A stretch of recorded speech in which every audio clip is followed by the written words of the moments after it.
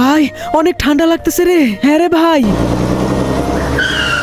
ইমরান, আমি একটু কাজের জন্য স্কুলে যাব, তুই কি আমার সাথে যাবি নাকি? না ভাই, আমি যাব না, আমার অনেক ঠান্ডা লাগতেছে। তুমি যাও, আমি হিটারে বসে আছি। আরে ওইখানে দুইটা ছেলে শীতের মধ্যে কাঁপতেছে, যাই আমি গিয়ে দেখি কোনো হেল্প করতে পারে কিনা। ভাইয়ারা, তোমাদের ঠান্ডা লাগতেছে? হ্যাঁ ভাই। আচ্ছা দাঁড়াও, তুমি তাহলে আমার জ্যাকেটটা পরে নাও। আরে ওই ভাইটাকে আমি কি দিব?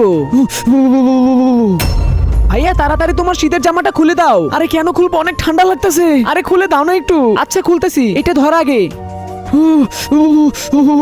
এই নাও ভাইয়া, তাড়াতাড়ি এটা পরে নাও। আরে এইভাবে সবাইকে কাপড় দিয়ে দিলে তো আমাদের রাস্তায় খালি গায়ে ঘুরতে হবে। আল্লাহকে ভালোবাসলে লাইক সাবস্ক্রাইব করে দিবেন। এই আমাদের জামা কাপড় দাও।